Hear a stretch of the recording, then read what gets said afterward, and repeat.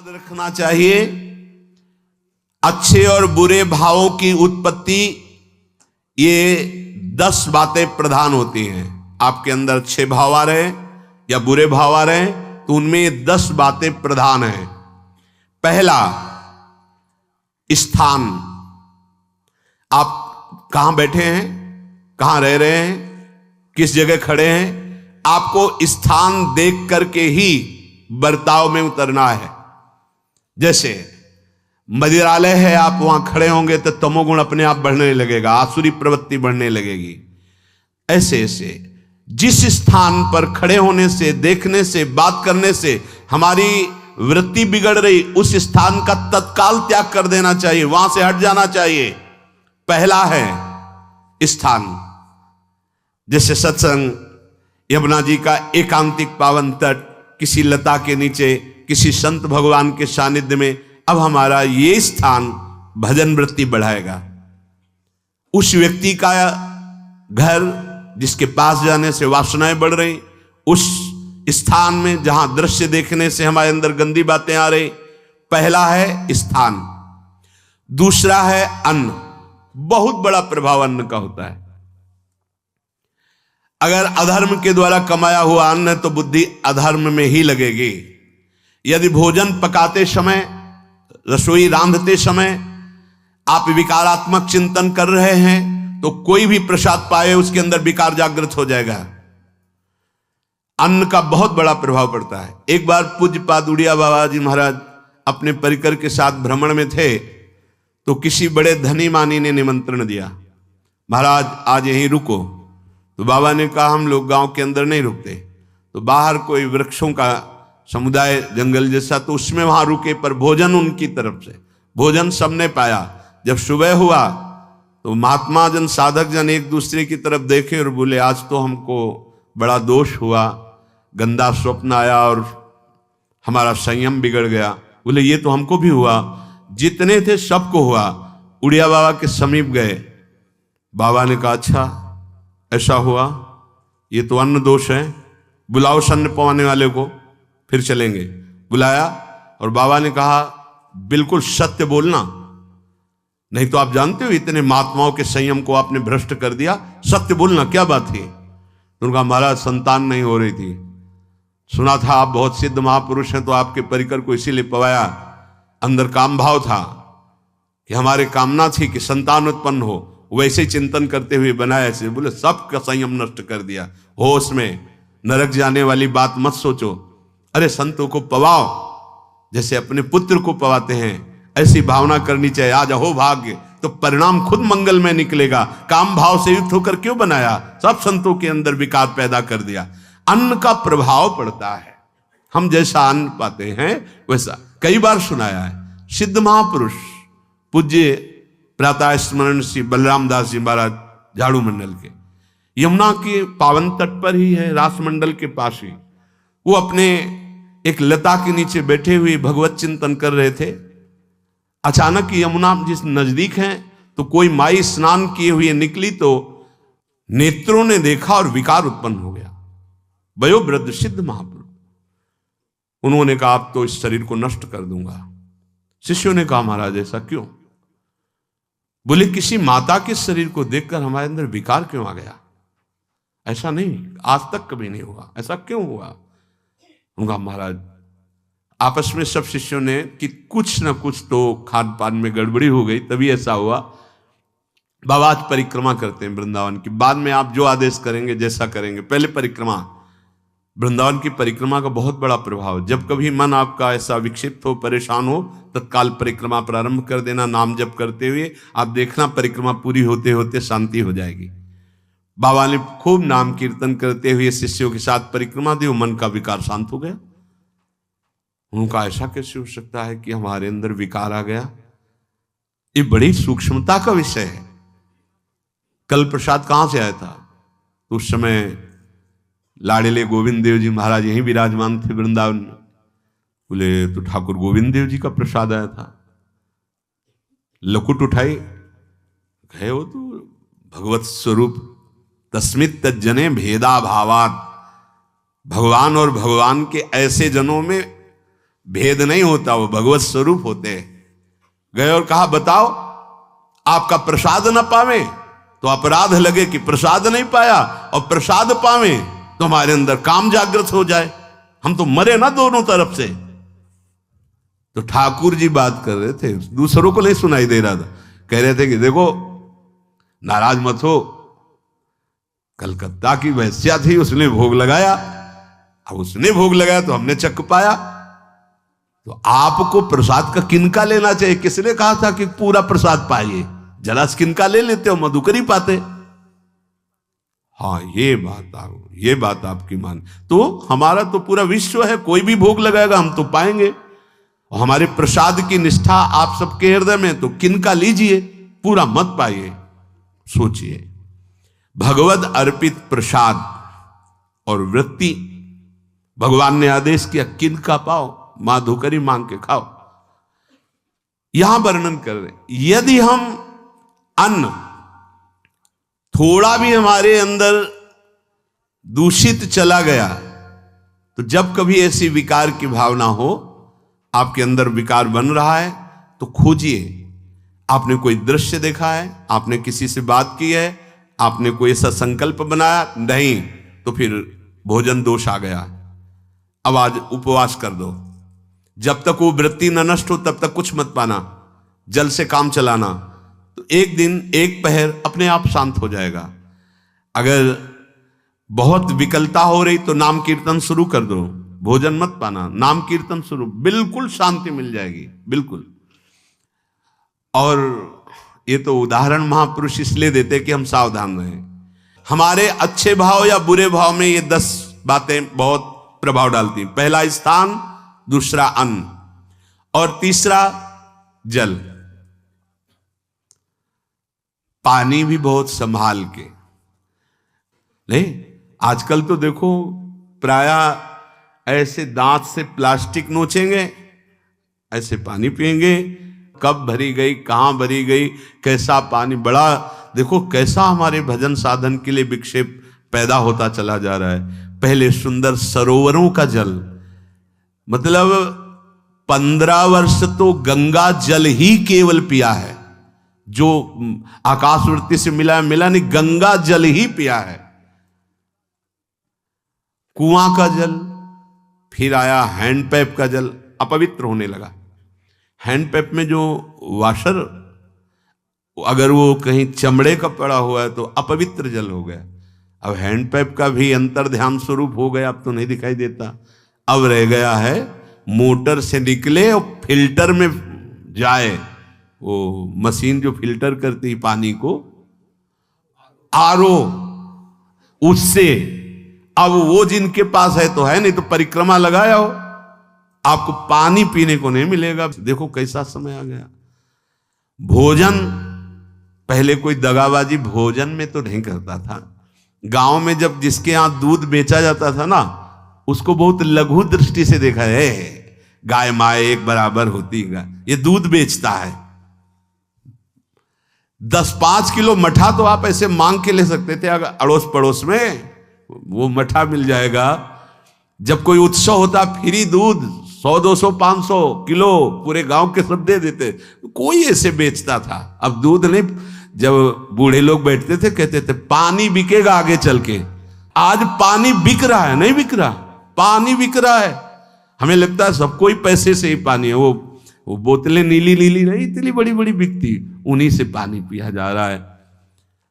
आगे और समय जल का प्रभाव पड़ता है। जैसे हम गंगा जल पीते थे, सही कहते हैं, कई कई दिन जब भोजन नहीं मिलता तो पूरी पौष्टिकता गंगा जल से मिलती थी। गंगा माता के जल से ऐसा लगता था मानो हम परम पावन अमृत पान कर रहे हैं, सारी पौष्टिकता मिलती थी। कुएं का जल अपने आप में पौष्टिकता से युक्त होता है, जो हमें चाहिए। आज देखो जल की समस्या हो गई, पवित्र जल पीने के लिए हम तरस रहे हैं। कहां है जल, और कैसे मिलेगा जल? या तो आप पैसे वाले हो तो आप खरीद करके पीजिए, नहीं तो अब वो जल नहीं रह गया कि कुएं से निकाला पी लिया या सरोवर से पी लिया, या कैसा दुर्भाग्य है।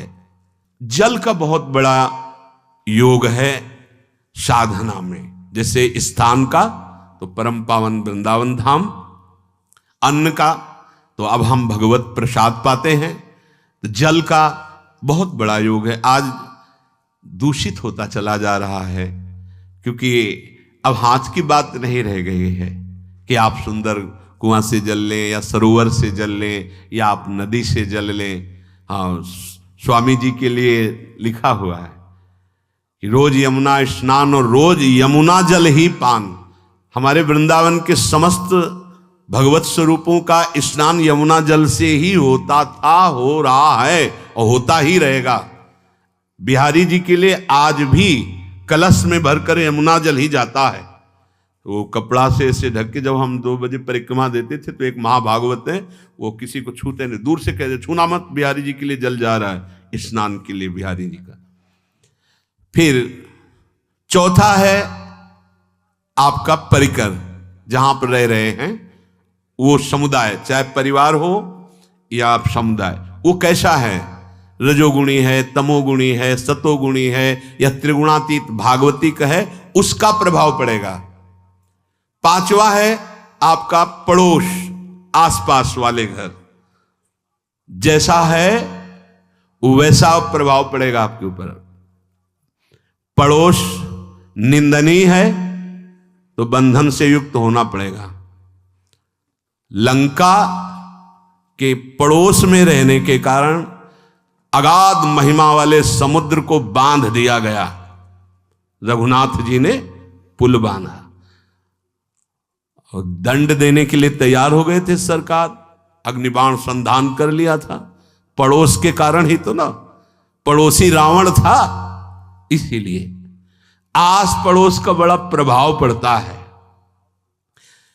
फिर अगला है दृश्य, इस पे बहुत सावधानी की जरूरत है। ये मोबाइल भगवान चल गए हैं, बहुत विस्तार से चल गए हैं, अब कोई छोटा मोबाइल रखना नहीं चाहता, सब वो स्क्रीन वाला रखना चाहते, टच मोबाइल। दृश्य से बचो, बच्चों, जवानों, बूढ़ों, सबकी वृत्ति जो माया आकर्षित करती, जो दृश्य हम देखने के लिए अंदर से उल्लसित है, वो मोबाइल में सब है, चाहे भागवतिक और चाहे सांसारिक।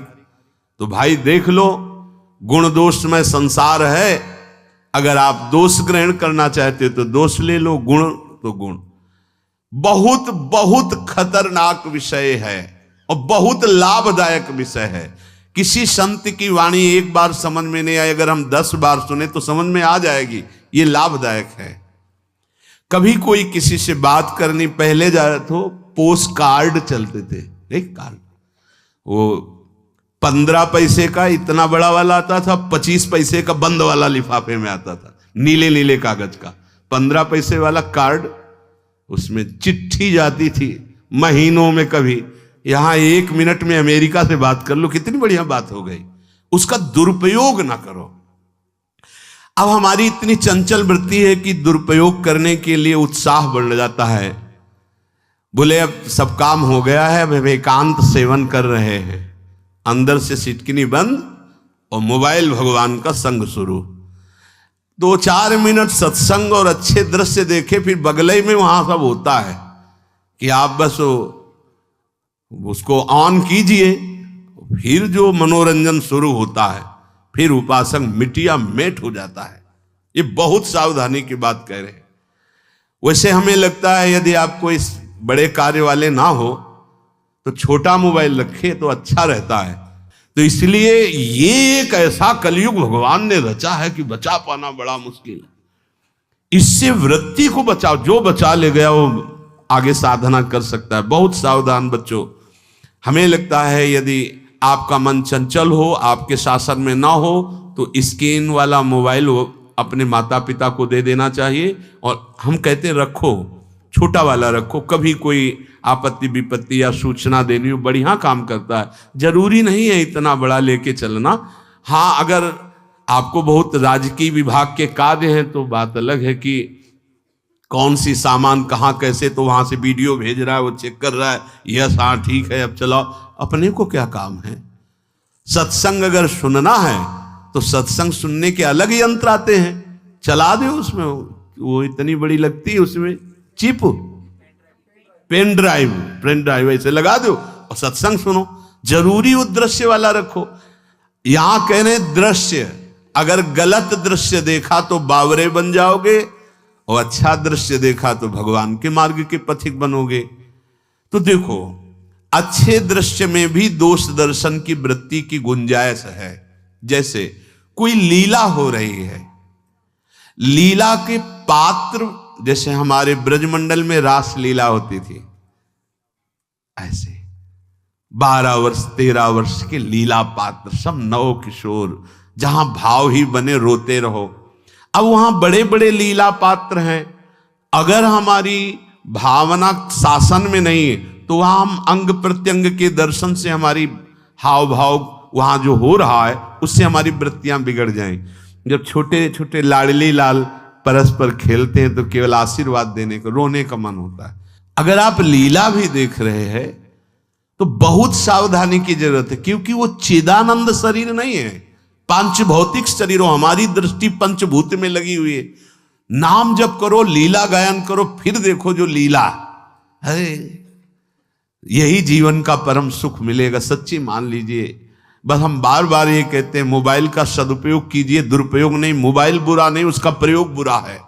दृश्य और साहित्य, वैसे ही मनोवृत्तियां फिसलने वाली हैं, और जब ये आ गया कि फिसलाने में कितना लाभ है तो ऐसा कोई साहित्य और आलोचना, ऐसी कोई वार्ता ना करे जिससे हमारे अंदर गंदे भाव आवे। यदि अच्छी चर्चा करते हैं तो अच्छे भाव आते हैं। देखो, अभी ऐसी कोई भावुक चर्चा होने लगे तो सबका हृदय द्रवित हो जाएगा, और गंदी चर्चा हो तो हमारा हृदय विकार युक्त हो जाएगा। और कार्य, आप जो कार्य करते हैं उसका प्रभाव आपके मन के ऊपर पड़ता है। और उपासना, आप उपासना भोगों की करते हैं या योग की करते हैं, ये 10 से भाव बनते हैं और 10 से भाव बिगड़ते हैं। स्थान, अन्न, जल, परिवार, अड़ोस पड़ोस, दृश्य, साहित्य, आलोचना, आजीविका का कार्य और उपासना। यदि ये भागवतिक हुए तो आपके अंदर भगवत भाव बढ़ेगा, और यदि ये रजोगुणी तमोगुणी हुए तो आपके अंदर आसुरी भाव बढ़ेगा। इन 10 से सावधानी पूर्वक व्यवहार होना चाहिए। जैसे आस पड़ोस में है तो बड़ी सुविधा है, यहां कोई किसी से मतलब नहीं रखता, बगल वाला कौन रह रहा किसी से मतलब, ये बढ़िया है। ज्यादातर गांव में होता है। अपने यहां ये अच्छा है कि जैसे आप अपने कमरे में गए, किसी से कोई मतलब नहीं है, वैसे ऐसा ही जीवन रखना चाहिए। अड़ोस पर ये ज्यादा जो व्यवहार मित्रता बढ़ाने वाला विषय, ये धाम में नहीं है। वृंदावन में ऐसा नहीं व्यवहार रखना चाहिए। आपके पड़ोस में कौन रख रहा है आपका परिचय नहीं होना चाहिए, कौन कौन रह रहा है आपकी जानकारी नहीं होनी चाहिए। नजर नीची की, अपने कुटिया में गए, अपने ठाकुर जी से मतलब, अपने भजन से मतलब। ना पड़ोसी को कुछ देना चाहिए ना लेना चाहिए। बात समझ लेना कि जैसे आज उत्सव है, उनको हम बुलाते हैं, वो हमारे यहाँ, ये व्यवहार यहाँ नहीं है। बनवासी हो, ठाकुर का भोग लगाया, और अगर आपको बांटना है तो बाहर निकलो, आधा किलोमीटर दूर ऐसी जगह बांटो जो तुम्हें राधे श्याम दोबारा ना बोले। फिर वो तुम्हें बुलाएगा, फिर वो बैठेगा, फिर प्रपंच की बातें होंगी, निंदा स्तुति की होंगी, फिर बड़ी संगोष्ठी होती है, पता चलता है। क्या फायदा ऐसे जीवन से। आप वनवासी हो, समय एकांत में दीजिए, अपनी कुटिया में बैठिए, नाम जप कीजिए, निकलिए, सत्संग सुनिए, ठाकुर दर्शन कीजिए, परिक्रमा कीजिए, फिर अपनी कुटिया में। ज्यादा व्यवहार में नहीं उतरना चाहिए। ये वनवास है, वृंदावनवास। सत्संग का सेवन, रजोगुण तमोगुण का त्याग, तो दुष्संग से आप बच जाएंगे। दुष्संग से बचने का मतलब है काम क्रोध मोह स्मृति भ्रंश बुद्धिनाश सर्वनाश कारणत्वात्। देवर्षि नारद जी कहते हैं, अगर दुष्संग का त्याग हो गया तो आप काम का, क्रोध का, मोह का, जो हमारी भगवत स्मृति का नाश कर देते हैं, जो हमारी बुद्धि का नाश कर देते हैं, जो हमारे सर्वनाश करने वाले हैं, इनका त्याग कर पाएंगे। कुसंग अगर हो गया तो इनका त्याग नहीं हो सकता, बहुत कठिन हो जाता है। भगवत संबंधी तत्वबोध होना या भगवत रहस्य लीला में प्रवेश पाना, जो अपनी इंद्रियों को भोगों में तृप्ति कराने की कोशिश कर रहे हैं, उनका चिंतन भोगों का ही होगा। तो कैसे तत्वबोध होगा, कैसे लीला में प्रवेश होगा, बस ध्यान देना है, कैसे हो पाएगा? क्योंकि जिस चित्त वृत्ति से भगवदाकार हमें वृत्ति करनी थी, वो तो हमने भोगों के चिंतन में लगा दी, भोग क्रियाओं में लगा दी।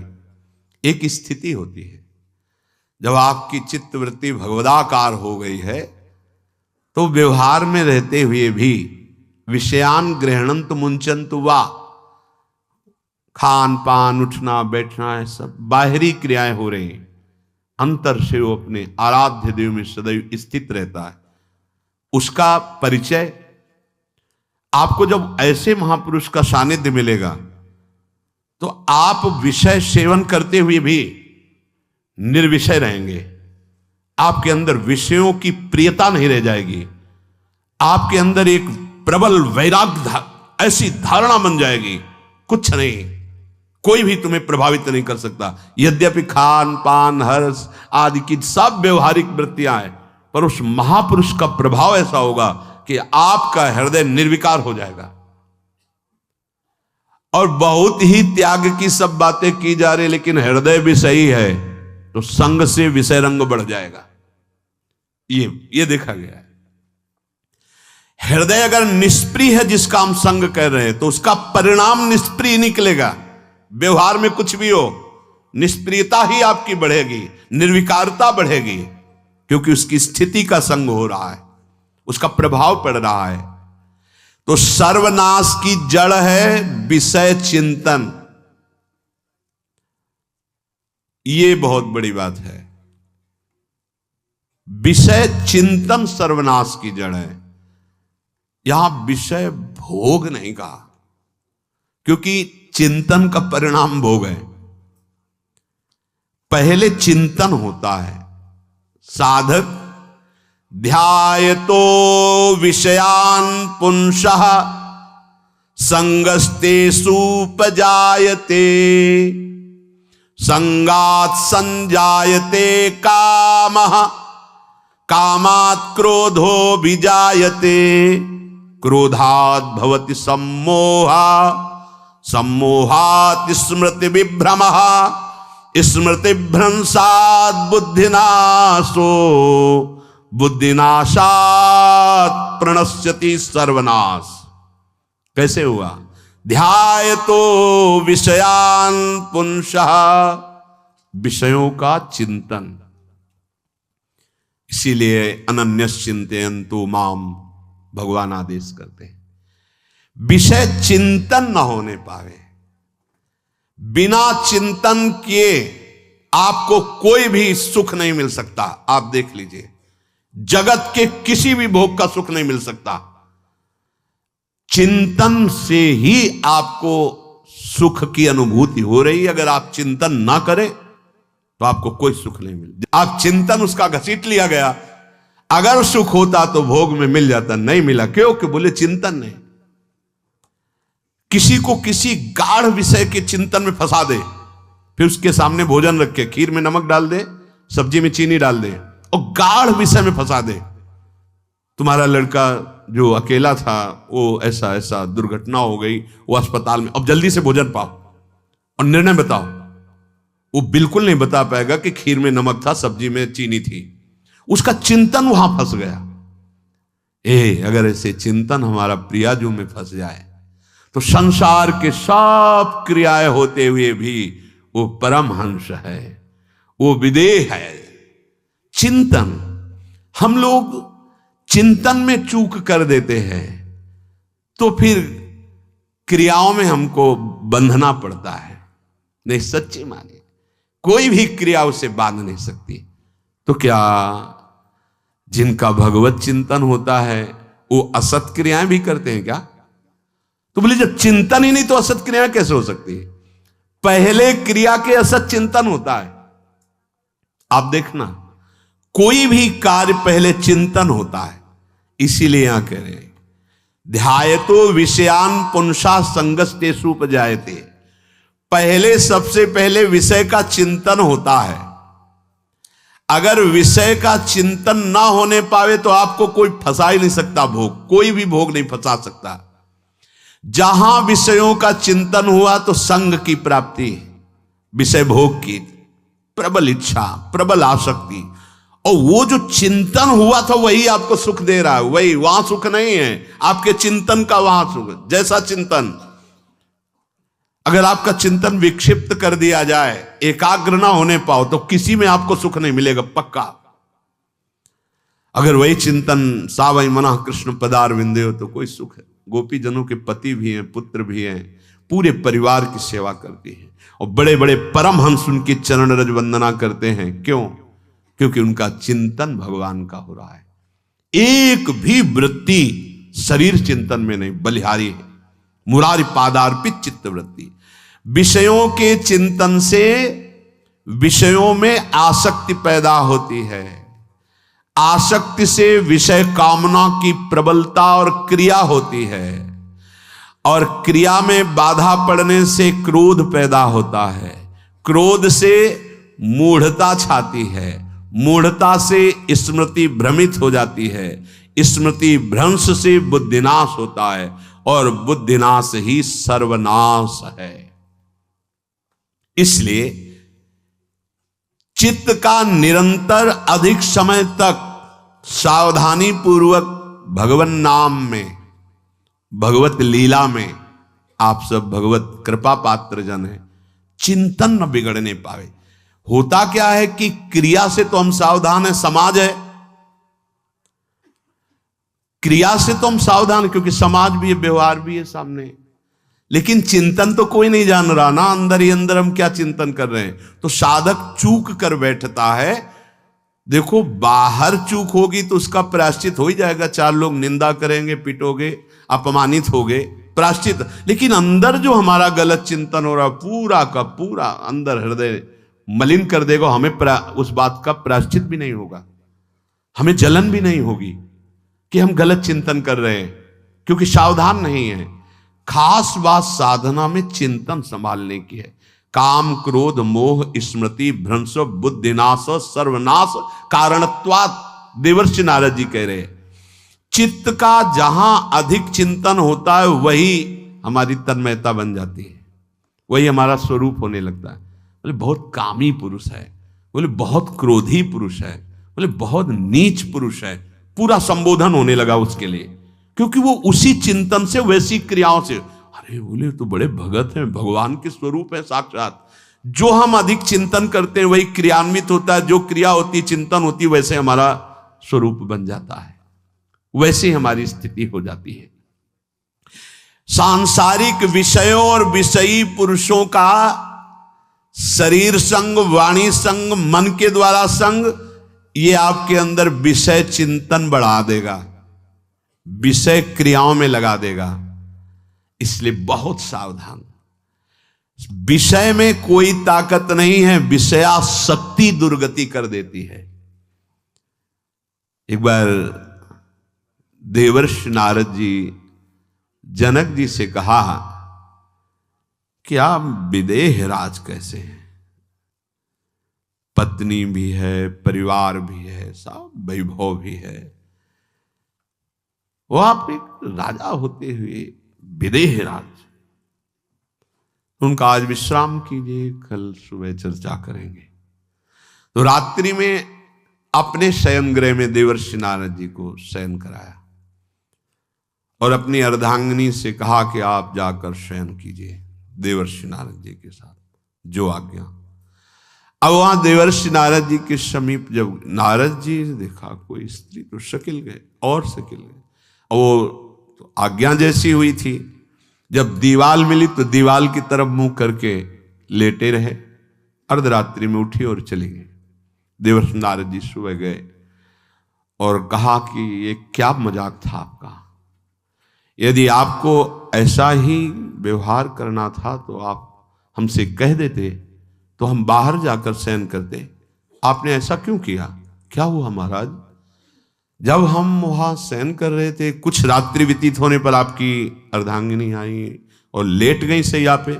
उनको पता नहीं कि एक देव ऋषि के साथ ऐसा व्यवहार नहीं कर। फिर क्या हुआ महाराज? फिर हम और खेलते गए, फिर दीवाल मिली तो उधर मुंह करके फिर सो गए। तो तुमने स्त्री को दीवाल नहीं समझा, दीवाल को दीवाल समझा। यही आप में और हम में फर्क है। आपके लिए जैसे दीवाल निश्चिंतता का कारण है, ऐसे ही हमारे लिए स्त्री होते हुए भी वो दीवाल की तरह ही है, किंचन मात्र विकार उत्पन्न नहीं कर सकती। यही अंतर है। इसी बात से हमको विदेहराज कहते हैं। ये स्थिति अब कह दे, स्त्री शरीर और दीवाल में क्या ज्ञान की विशेषता? वो जड़ है और चैतन्य नहीं। ये शरीर भी जड़ है, चैतन्य आत्म तत्व है। पंचभूतों से दीवाल बनी है। अग्नि तत्व से ईंट पकाई गई है। पृथ्वी तत्व तो है ही, पृथ्वी तत्व में जल मिलाकर उसको आकार दिया गया है। वायु तत्व ने उसे सुखाया है, अग्नि तत्व ने पकाया है, और शब्द आकाश तत्व है। 5 भूतों से वो बना, 5 भूतों से बना है। सच्चा ज्ञान ये कि इसमें और दीवाल में कोई अंतर नहीं। चैतन्य घन आत्म तत्व के कारण ये चलता फिरता नजर आता है, और वो खड़ा स्थायी जड़ दिखाई दे रहा है। इसमें भी भगवान है, उसमें भी भगवान है। इसमें भी पंचभूत है, उसमें भी पंचभूत है। नरसिंह भगवान खंभे से प्रकट हुए थे, बस केवल अज्ञान के कारण जड़ चैतन्य का भेद है। तब समझ में आया। ये जो हमारे अंदर भोगों की आसक्ति है, यही कामना प्रकट करते, यही पाप प्रकट करते, यही हृदय को मलिन कर दे। इसलिए हम अपने चिंतन को संभालें। चित्त चोर के चरणारविंद का चिंतन करें, निरंतर नाम जप करें, भगवद आश्रित रहें। प्रभु अपने भक्तों की रक्षा करते हैं, जैसे मां अपने बच्चे की। करो सदा तिनके रखवारी, जिम बालक राखे महतारी। राधा राधा राधा शेष जागे। श्री राधा वल्लभ लाल।